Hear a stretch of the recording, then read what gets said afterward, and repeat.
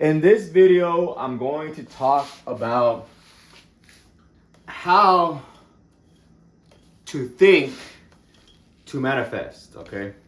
And very simple, it's about being an imaginist. Someone who lives from imagination and experiences his or her imagination in physical reality, okay?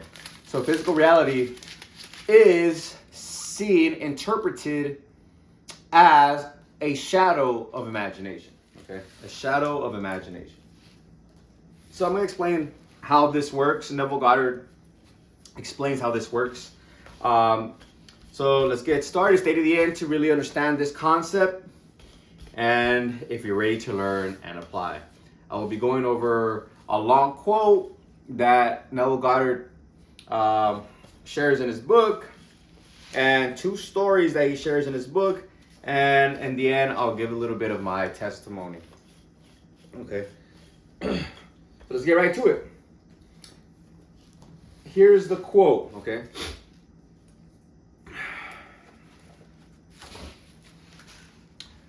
The images of our imagination are the realities of which any physical manifestation is only the shadow. If we are faithful to vision, the image will create for itself the only physical manifestation of itself it has a right to make. We speak of the reality of a thing when we mean its material substance. That is exactly what an imaginist means by its unreality or shadow. Imagining a spiritual sensation. Enter into the feeling of your wish fulfilled through spiritual sensation, through your use of imaginal sight, sound, scent, taste, and touch.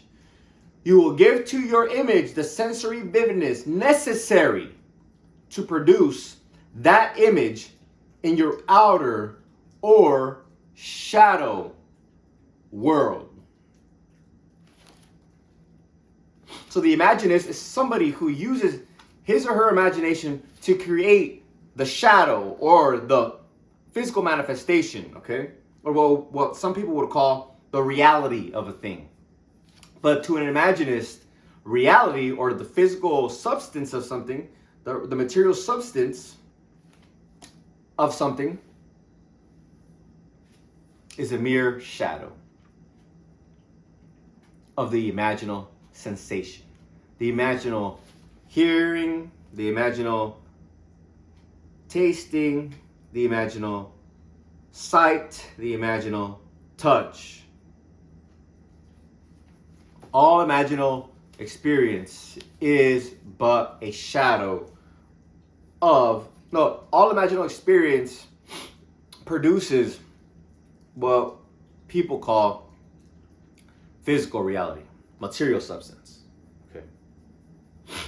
So let's focus on our imagination. Neville Goddard shares two stories on how people heard what they wanted to hear and manifested it. I've done this plenty of times. I'll go over a good or a great sales experience, a sales month that I received. Okay. There's trash here. I don't want the trash to be in the couch. That's why I was looking into the couch. But I was really looking for this pen. Okay.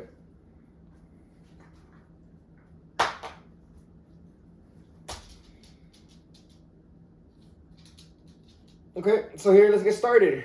There's a story about a man who wants to buy, I think it's records or CDs, right? I think it's records. So back in that time, the early mid 1900s, I don't think there were CDs. They were just records around that time. So Neville shares this story. There's a man who wants to buy these records. A friend was going to give him these records, but he told him, hey man, I couldn't get you your records because they're out and they're not gonna have any until further notice. Okay.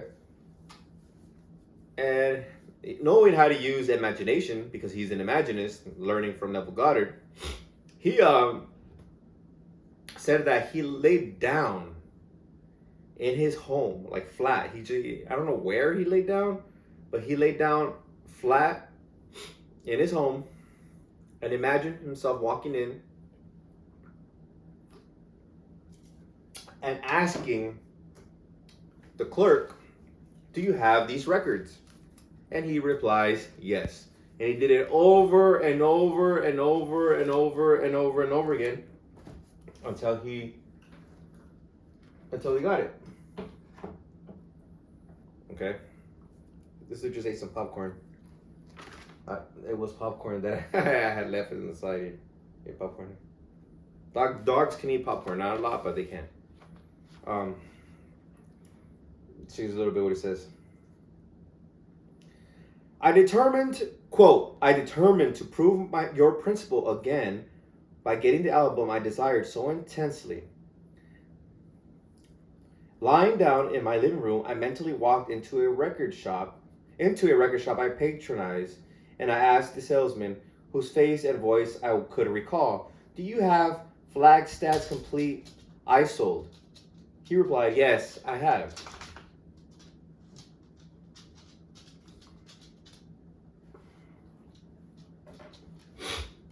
Okay, so that's what he did.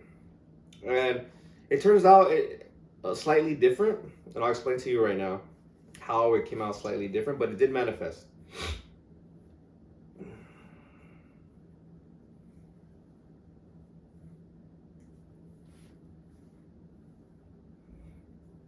So this guy, he said again, right?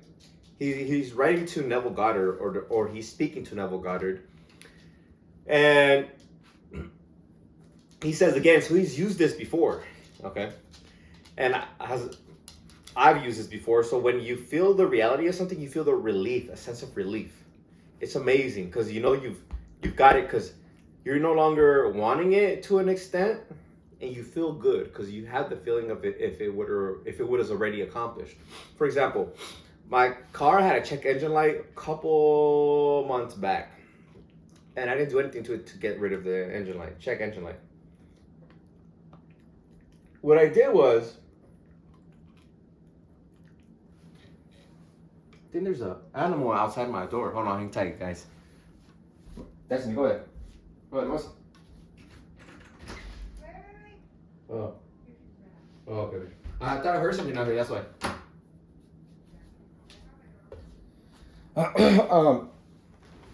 So, there's my neighbor and her cat.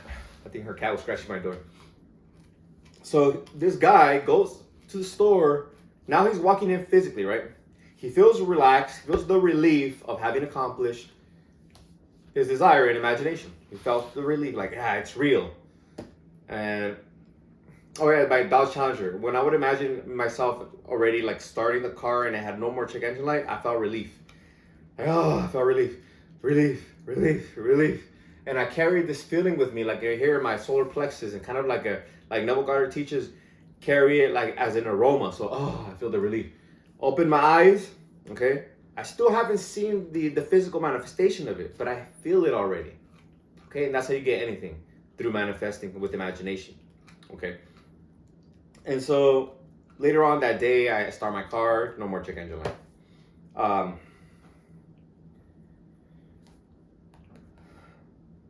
The man in the story walks into his store, right? The store that he frequents. And goes up to the man, and he, without a doubt, he didn't have any doubt that he wasn't going to get it, right? He knew he was going to get it. So he goes in, very confident, and he goes, "Do you have these albums?" And he goes, "We don't, we're out." And then in his mind, he hears him say, "Yes, I do." And he says, and he continues in his mind, "That's not what I heard you say," right? I think specifically he says, "That's not what I heard you say." He only hears that's not what I heard you say. But so he says that to himself, right? So you could use this in a positive way. It's kind of like when sometimes you talk bad about people, or like, for example, maybe somebody's rude to you, so you just respond to them rudely in your mind. Imagine somebody just pushes you. You're in the grocery store. Somebody pushes you on accident because they're running by to get something because they're in a hurry. They push you and you're like, rude ass, right? He did this. He did that before in a positive way. He said, the clerk said, no, I don't have it. And in his mind, he said, I heard you say you do have it. Or, that's not what I heard you say. I heard something else. I heard you do have it, right?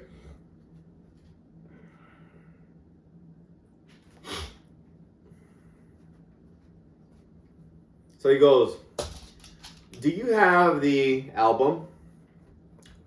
The clerk replies, no, we haven't. Without saying anything, quote, without saying anything audible to him, I said inwardly, that's not what I heard you say, end quote.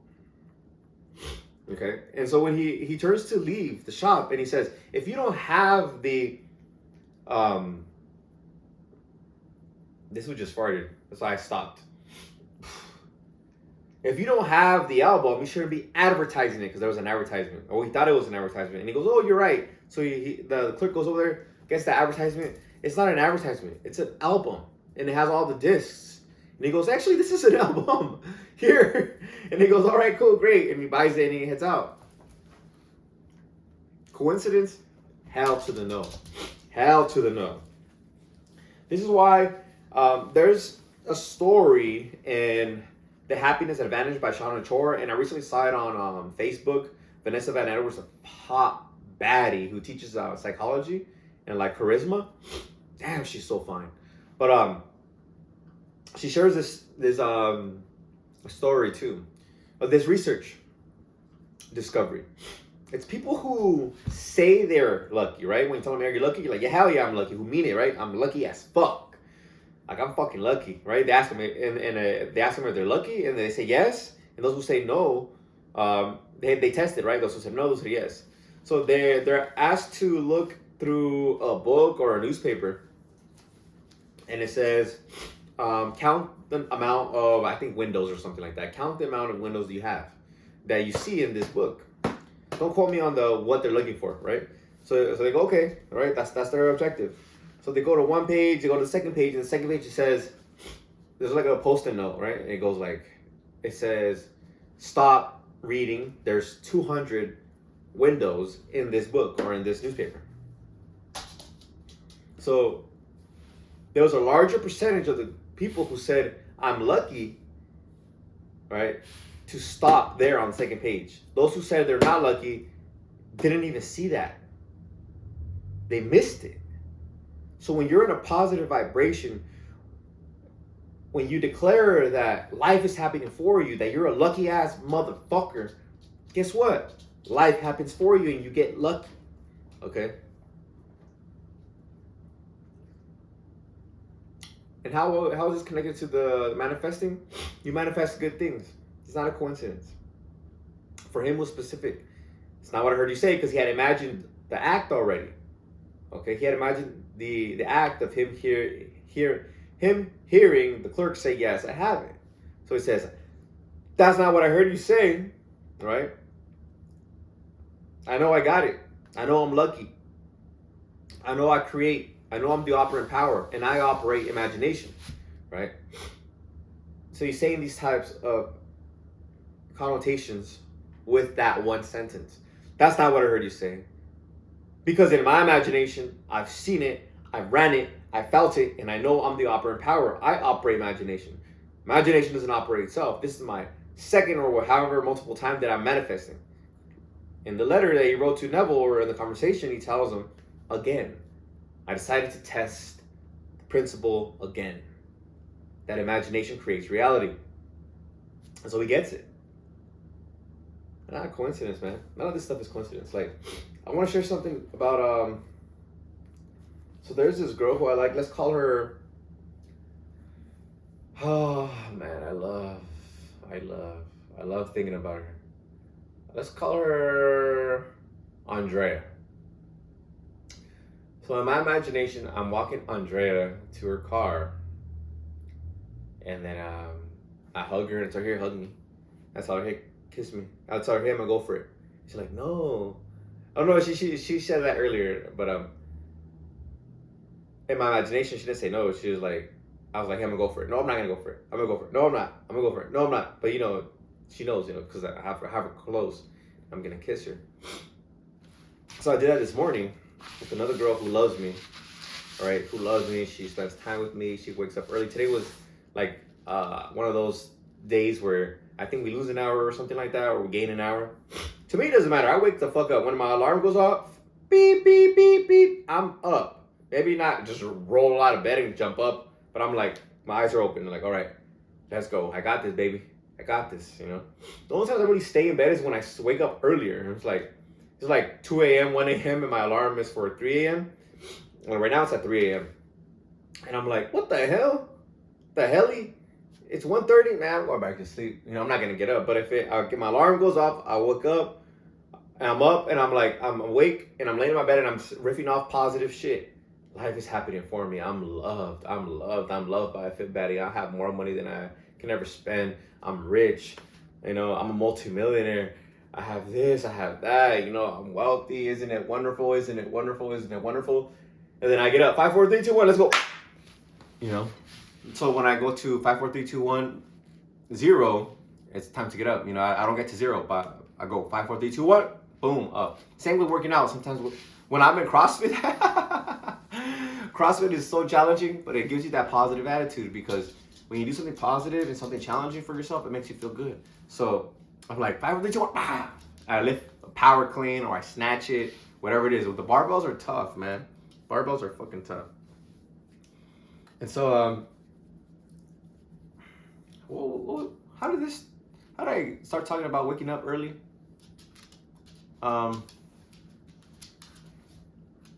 no, with my girl, right? So I imagined it, and ended up kissing this girl, who I love and loves me, right? But it wasn't with the other one. It wasn't with Andrea. It was with let's call her. This one, let's call her. I don't want to give the real names. Let's call her Charlie. All right. So I ended up kissing Charlie, and it was like kind of very similar to what I have imagined. I walked her to her car, and we were hugging each other. And I told her, "Hey, hug me." Hug me. And we were holding each other for a moment. I'm a very intimate guy. I love intimacy, and love being intimate and physically intimate. And then I said, I'm gonna go for it. And she's like, we're at the gym. I said, no, we're not. We're outside the gym. And then she's like, oh yeah. And then we just kissed. Yeah. And then we kissed again, and we kissed again. No tongue, just lips, just intimate, just being close and intimate. And I was imagining that all weekend. I was imagining it Friday, Saturday, and today's Sunday. I was imagining it all weekend. Was it coincidence that I ended up kissing her? They're both fit, beautiful baddies. Both of them are. Is it coincidence? It's not coincidence. Did it happen exactly as I imagined it? No. But I got the result, which was kissing and being intimate, feeling close. And then I texted her and I said, hey, I love it when we work out together. And she's like, why? It's quality time, It's quality time. And yeah, I'm gonna make it a habit of telling her every week. I got this from a Facebook post of a divorce lawyer who said, write 3 things about your partner, your wife specifically, he said, that you love about, and tell her. At the gym, I told her, I love that you track your meals and you watch what you eat and you eat high protein meals. I love that, because she's gonna get results, and I love it. I love it. I love that she does that, because a lot of people don't talk about that stuff, and it feels good to talk to people about fitness. For me, because I love fitness, and it's really helped me with a lot of with experiencing life, just being a positive frequency, a positive mental attitude. The workout, a challenging, good workout, or doing something challenging that's good for you, like waking up early, riffing off gratitude, gets you in a positive frequency. And so I've learned that, and working out really does get me in a positive frequency. It's one of those things that it's not gonna miss. It's kind of like a cold shower. Like cold shower gets me like that too, but you can't really hop into a cold shower all the time. You know, but you could hop into a gym real quick for sure. Then get home and do a cold shower.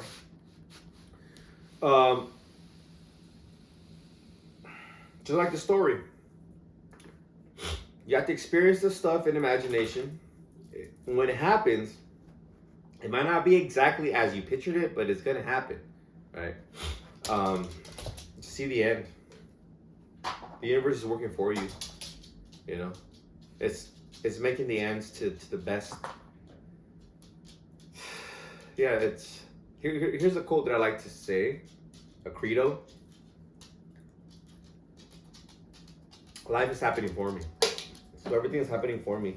When it manifests, it's happening for me. Best case scenario.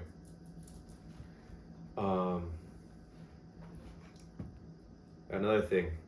Let's go on to the next story. Okay, the next story. And I'll sprinkle in my experiences. I have another one that I want to share. But here's the next story. There's a woman in California, because Neville went from New York, he moved to California, he went to West LA. I don't know why, but he ended up being here in LA. And he's teaching in LA, and he's talking to this woman, either through person or through writing. She shares the story about hearing. Oh, another hearing story. He says, Neville, I use imagination to get out of a legal issue. She shares. I signed a contract with a real estate agent who wanted to sell my home, but we were not going to sell it until we knew that when our deposit for another home was accepted. And this paper that she signs supposedly communicated that when the sale or the deposit was accepted by the person selling the home, that they would give the real estate agent the listing so he can get a commission when he sells the home. And everything looked like win-win. They get a new home when their deposit gets accepted. The real estate agent helps them sell their home. The agent gets a commission. Right? He gets a sale. Now, the deal falls through. Okay, it doesn't happen. They don't get the home. Now, the real estate agent is pissed. The real estate agent ends up taking the woman to court for his deposit. He wanted a deposit. Supposedly that the paper, the document they signed was binding, that they had to give a deposit. They had to give him his commission, whether or not he was able to get the listing. So this guy was kind of, he's fraudulent, right? Very unethical. And so she has signed it. So they're in court, they're in trial. And they're at the end of the trial. And she says that everybody was saying, the judge, everybody's indicating that they were screwed. That the law was on the person, the real estate agent's side. So she said, I'm going to use imagination. So she stopped hearing what everybody was saying. She stopped taking it in, what she heard from everybody. And she imagined she saw the foreman of the assembly, right? Of the people who, of the jury, saying at the end, right, after deliberations, at the end, that she was not guilty. So she ran it over and over and over again. She heard him say, we find her not guilty. We find her not guilty. I think she's the plaintiff. We find the plaintiff not guilty. We find the plaintiff not guilty, until she felt it real, right? Because when you feel it's real, when you're like relieved, like her, probably relief, or you feel satisfied, joy, like yes, like whoo, I got it. And then you open your eyes, and then she opens her eyes and her ears, and she's in the court. They haven't told her anything, but she feels like it's already done. That's how you manifest. And so she opens up her eyes. It's the end of the what do they call it? The dialogue that the jury has. And she sees the foreman, and the foreman says, "We find her not guilty." Coincidence? Hell no. No coincidence. No event coinciding. Coincidence means two events coinciding. Okay. So they coincided. The image and the physical manifestation. It happened. Okay. Coincidence is one of those funny words, because coincidence, the literal meaning means, when you look it up in the dictionary, two events seemingly unconnected. But when you look at the root word two events, inside, coincide. Both are inside. Both are imagination.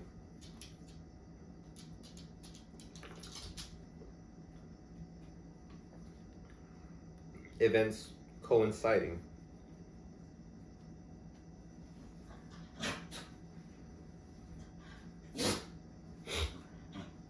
All right. So 2 takeaways there, or 3. Let's do 3. 3, it's easier for the mind. Number 1, create the scene. That implies you got it. She created the scene where she heard what she wanted. She heard the result. She heard the result. She heard the result. Because when you're in court, you need to hear the verdict and then see the person. So she saw and heard. Saw and heard. This is spiritual sensation. Remember the long quote I read? Spiritual hearing, spiritual taste, spiritual sight, spiritual touch, spiritual smell. That spiritual experience creates what people who don't know what imagining does, or the power of imagining, call material substance or physical reality. But it is the unreality. It is the shadow of the real reality, which is imagination.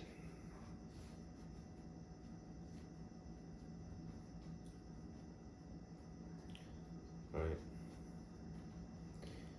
So that's number 1.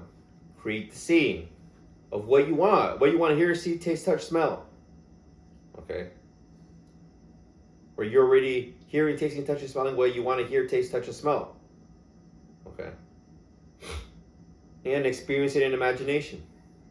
Number 2, repeat it over and over and over again until you feel relief, until you feel the feeling of the wish fulfilled. Okay. That's number 2.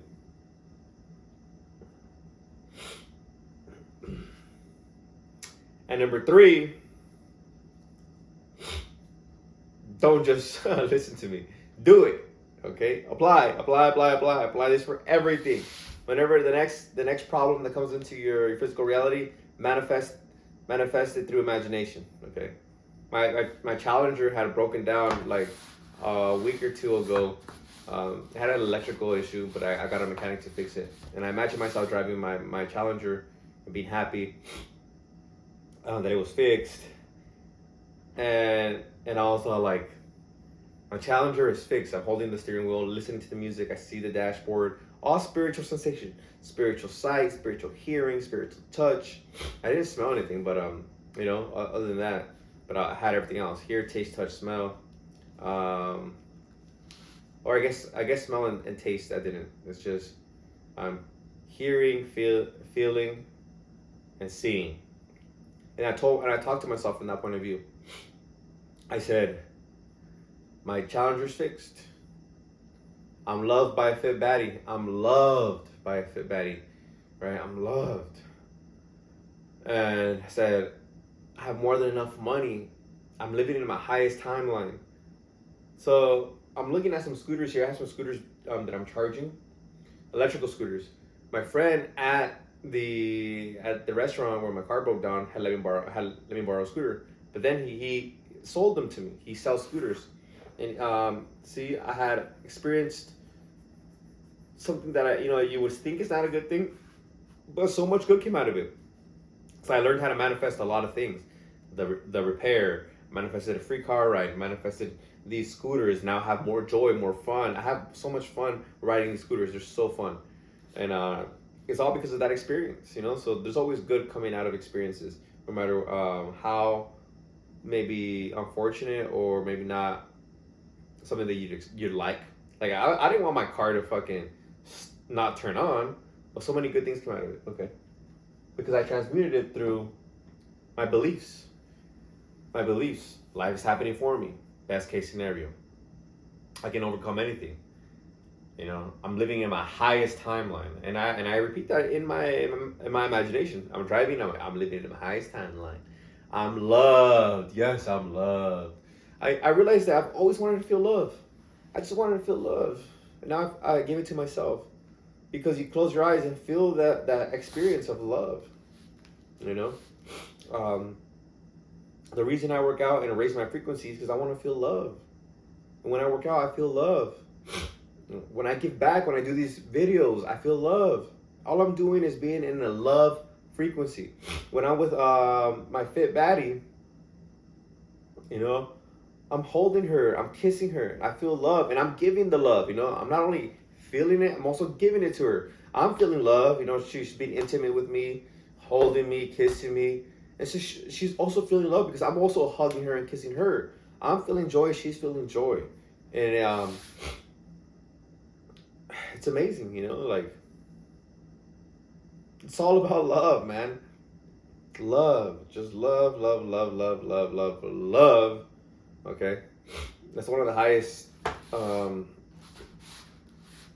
frequencies, okay? The highest levels of consciousness. It goes love, joy, peace, enlightenment. Okay. Love, joy, peace, enlightenment. Those are the most powerful ones. All right.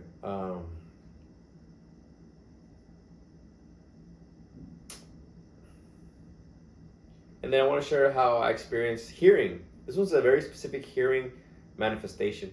A couple months back, I wanted to hear the manager at my sales job. Let's call him Christian. I wanted Christian to tell me, good work this month, right? Good work this month. And he was next to my chair when I was in the sales floor. There's a bunch of sales people there, right, on the sales floor. And I imagined that he went up to me and he said, hey man, good work this month, right? And that was it. He ended up, what manifested was, it was at the end of the day, he was over there by one of the offices. He said, hey man, you did really well this month. You brought in a lot of money. Your numbers are going up, something like that. So I heard it, and I'm like, this is what I manifest. This is what I visualize. He said, hey man, good work. Your numbers were up this month. Hey man, good work. Your numbers were up this month. So it wasn't exactly as I thought. He said, hey man, you did great this month. He said, hey man, good work this month. Your numbers were up. And yeah, I heard it. That's what I heard. He had a little bit more, and it wasn't exactly as what I heard. I heard in my imagination, hey, great work this month. Great work this month, my man. And we had a fist bump, but he was far. He was by the other office, and he said, hey, great work. Your numbers were up. I still got it. I wanted a higher commission check. I wanted to earn more money. I wanted more money. So that implied that I got more money because I did really well. And so I saw the end, and yeah, I did. I'm pretty sure I got a good fat ass check, all through hearing, the spiritual sensation of hearing. All right, so I hope you like this one. If you want more info, I've written in depth about this topic in my books. There's various books that I've written. You can check them out. Click the description below. Click the author's link. You'll see books on manifesting, on training, getting in shape, self-love, and so much more. Check it out. And if you want more more information, more details, maybe you like to read like me. Yeah, because it really hits a different part of your brain. I feel like reading and writing down what you learn helps it sink into the subconscious mind. That's why people do scripting, right? People do scripting like, I'm so happy and grateful now that, and then write the way you want to experience your life. That's another way you can do that too. For me, I like gratitude. I like writing down gratitude. But for me, it's imaginal acts and affirmations that really help me out. And short phrases that really get me into vibration, like, isn't it wonderful? Isn't it wonderful? Isn't it wonderful? Isn't it wonderful? Isn't it wonderful? Those really help me. But everyone's a little bit different. But nevertheless, reading is what has changed my life. Okay, reading these books on the law of assumption, how to manifest. Okay, and make sure to like, comment, and subscribe to get more free videos like this. Peace.